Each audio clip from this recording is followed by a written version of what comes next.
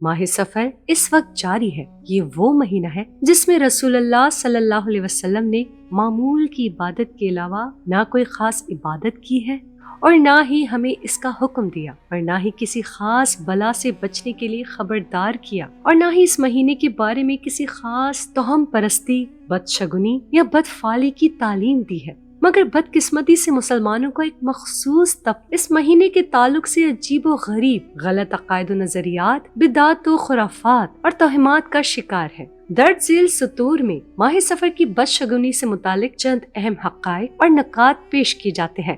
نحوست یا بدشگونی کی لغوی تعریف۔ عربی میں نحوست یا بدشگونی کے لیے لفظ طیرہ استعمال ہوتا ہے، جو تیر سے نکلا ہے، جس کے معنی پرندے کے ہیں، چونکہ عرب فال لینے کے لیے پرندے اڑاتے تھے، اس لیے لفظ طائر بدفعلی اور بدشگونی کے لیے استعمال ہونے لگا۔ عربوں کے ہاں نحوست اور بدشگونی کے اسباب۔ مشرقین عرب کے ہاں ماہ سفر سے متعلق جو غلط توہمات اور تصورات پائے جاتے ہیں،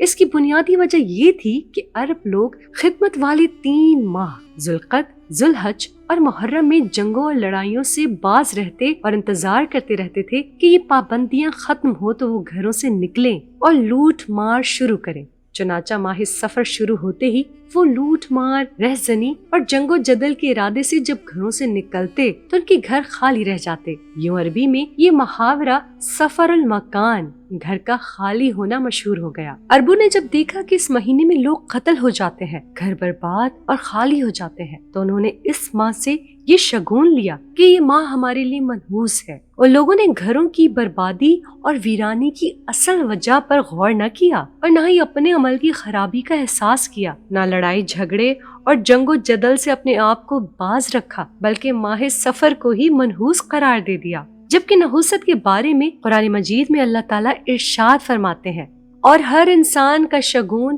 ہم نے اس کے گلے میں لٹکا رکھا ہے، اور قیامت کے روز ہم اس کے لیے ایک کتاب نکالیں گے جسے وہ کھلا پائے گا۔ نبی پاک صلی اللہ علیہ وسلم سے بدشگونی۔ رسول اللہ صلی اللہ علیہ وسلم کے مابعوث ہونے سے پہلے لوگ زمانہ جاہلیت کی جاہلانہ طور طریقوں اور اندھی گمراہی کے فریب میں رہتے تھے۔ یہ لوگ اس قدر توہمات اور تصورات میں مبتلا تھے کہ ہر سنائی دینے والی آواز کو باعث نحوست جانتے اور اپنے کاموں سے رک جایا کرتے، اور ہر پرندے کی آواز سے بدشگونی لیتے اور مستقبل کے ارادوں سے باز آ جاتے۔ یہ سلسلہ جب مشرقین عرب تک پہنچ گیا تو انہوں نے بھی نبی کریم صلی اللہ علیہ وسلم سے بدشگونی لینا شروع کر دیا۔ حالانکہ نبی پاک صلی اللہ علیہ وسلم تو خیر و برکت کا سرچشمہ تھے۔ چنانچہ جب ان مشرقین عرب پر مہنگائی، خشک سالی یا آفت آتی تھی تو یہ دعویٰ کرتے تھے کہ جو بھی مصیبت اور پریشانی انہیں پہنچی ہے وہ معاذ اللہ محمد صلی اللہ علیہ وسلم کی نحوست کی بنا پر ہے، جیسا کہ مشرکین عرب کے بارے میں اللہ تعالیٰ فرماتے ہیں،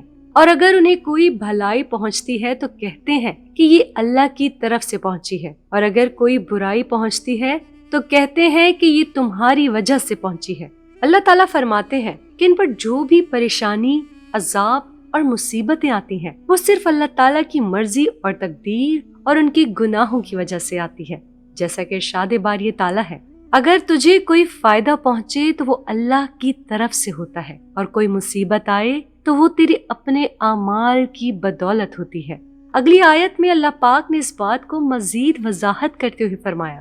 آپ ان سے کہیے کہ سب کچھ ہی اللہ کی طرف سے ہوتا ہے۔ آخر ان لوگوں کو کیا ہو گیا ہے کہ بات کو سمجھنے کی کوشش ہی نہیں کرتے۔ ماہ سفر کی چند بدعات۔ زمانہ جاہلیت کی عادات میں ایک عادت جسے اسلام نے باطل قرار دیا ہے، وہ اسے اختیار کرنے سے امت مسلمہ کو تنبیہ کی ہے، وہ بدشگونی ہے۔ رسول کریم صلی اللہ علیہ وسلم نے زمانہ جاہلیت کی اس بدعت کی نفی کرتے ہوئے فرمایا، کوئی بیماری متعدی نہیں، بدفعلی اور بدشگونی کی بھی کچھ حقیقت نہیں، نہ الو کا بولنا کوئی برا اثر رکھتا ہے اور نہ ہی ماہ سفر منحوس ہے۔ اس حدیث میں زمانہ جاہلیت کی 4 بڑی باتوں کی نفی ہے۔ عدوی، کسی بیمار کا متعدی ہونا، تیرہ، کسی چیز سے بدشگونی لینا، حامہ، الو کا بولنا یا دیکھنا، سفر، ماہ سفر کو منحوس سمجھنا، جیسا کہ حدیث میں آیا ہے۔ حضرت ابو ہریرہ رضی اللہ تعالیٰ عنہ سے روایت ہے کہ رسول اللہ صلی اللہ علیہ وسلم نے ارشاد فرمایا، کوئی بیماری متعدی نہیں، بدفعلی اور بدشگونی کو بھی کچھ حقیقت نہیں، نہ الو کا بولنا کوئی برا اثر رکھتا ہے اور نہ ہی ماہ سفر منحوس ہے۔ اور حضرت ابو ہریرہ رضی اللہ تعالیٰ عنہ سے روایت ہے کہ رسول اللہ صلی اللہ علیہ وسلم نے فرمایا، جزامنی یعنی کوڑھ والے شخص سے اس طرح بھاگو جس طرح شیر سے بھاگتے ہو۔ ان دونوں حدیثوں میں بظاہر تعارض معلوم ہو رہا ہے، یعنی ایک طرف تو نبی پاک صلی اللہ علیہ وسلم بدشگونی اور توہم پرستی کی نفی فرما رہے ہیں اور کوئی بیماری متعدی نہیں ہوتی، اور دوسری طرف آپ صلی اللہ علیہ وسلم کوڑھی سے بھاگنے اور اس سے دور رہنے کی ہدایت فرما رہے ہیں، جس سے نہ صرف بیماری کے متعدی ہونے کا پتہ چلتا ہے بلکہ شگون لینا بھی درست معلوم ہوتا ہے۔ ان دونوں حدیثوں کا یہ مطلب ہرگز نہیں کہ بعض بیماریاں متعدی ہوتی ہیں یا مریض سے میل جول تندرست شخص کے بیمار ہو جانے کا باعث بن جاتا ہے، بلکہ ان کا مطلب صرف یہ ہے کہ ایسا نہ ہو کہ تندرست آدمی کا اعتقاد بگڑ جائے اور وہ یہ سمجھنے لگے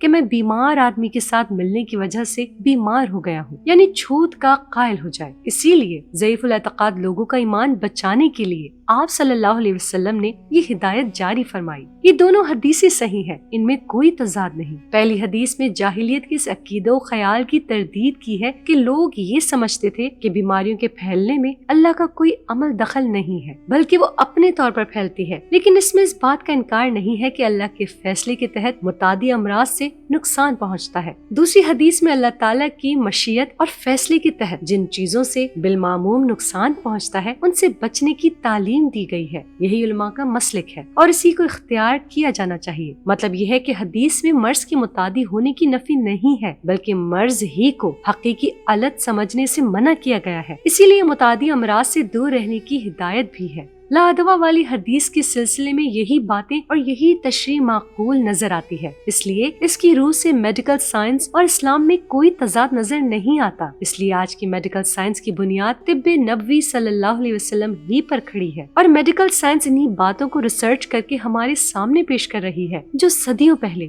قرآن اور احادیث میں بیان کی جا چکی ہیں۔ اور حدیث میں جزام شخص سے بھاگنے کا اور تعاون والے علاقوں میں نہ جانے کا حکم ہے، اور نہ جانے کا حکم اسی لیے دیا گیا تاکہ بیماری آگے نہ پھیلے۔ اس حدیث میں بھی بیماری کے متعدی ہونے کا اس بات مؤثر ہونے کی وجہ سے ہے، لیکن اسی کی تاثیر کوئی حتمی امر نہیں ہے کہ یہی علت فعالہ ہے۔ لہٰذا نبی اکرم صلی اللہ علیہ وسلم نے مجذوب سے بھاگنے اور بیمار اونٹوں کو تندرست اونٹوں کے پاس نہ لانے کا جو حکم دیا ہے یہ اسباب سے اجتناب کے باب سے ہے، اسباب کی ذاتی تاثیر کی قبیل سے نہیں، جیسا کہ ارشاد باری تعالیٰ ہے، اور آپ اپنے آپ کو ہلاکت میں نہ ڈالو۔ لہٰذا یہ نہیں کہا جا سکتا کہ نبی اکرم صلی اللہ علیہ وسلم نے ادوا کی تاثیر کا انکار فرمایا ہے، کیونکہ امر واقع اور دیگر احادیث سے یہ بات باطل قرار پاتی ہے۔ ماہ سفر کی آخری بدھ کی حقیقت۔ بر صغیر پاک و ہند کے بہت سے مسلمان گھرانوں میں یہ روایت چلی آ رہی ہے کہ وہ ماہ سفر کے آخری بدھ کو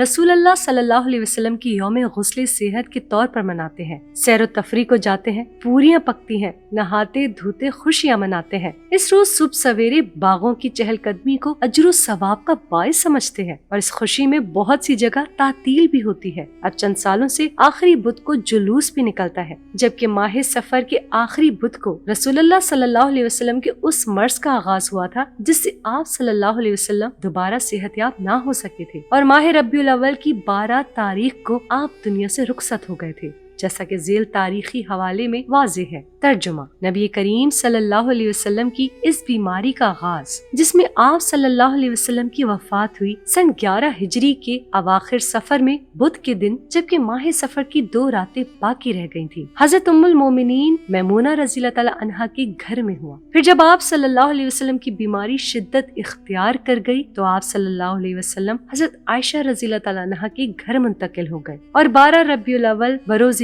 پیر وقت چاشت، جس وقت آپ صلی اللہ علیہ وسلم مدینے میں داخل ہوئے تھے، آپ صلی اللہ علیہ وسلم کی روح قبض انصری سے پرواز کر گئی۔ مسلمانوں کے لیے عبرت کا مقام ہے کہ نبی پاک صلی اللہ علیہ وسلم کی بیماری پر جشن منائے۔